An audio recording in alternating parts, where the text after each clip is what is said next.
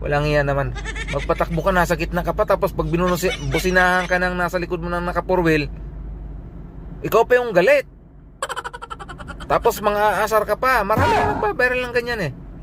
Dapat lang talaga yung mga naka e-bike ay siguro, hindi naman pwede natin naalisin sila sa kalsada. Siguro ang gawin na lang ay magkaroon sila ng lisensya at irehistro na rin yan. Para na rin ma-briefing sila ng tama nilang daan, kung saan lang talaga dapat sila.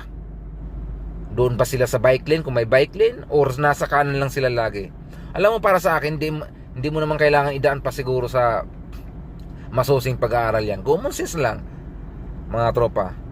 Ang takbo mo 20, 30, 40, 50, palagay natin 60. Hindi ka pwede sa gitna ng kalsada, nasa kaliwa. Dapat nasa kanan ka palagi, tatandaan mo yan. Dahil kung hindi, kakantahan ka talaga ng panghatid na ng huling hantungan.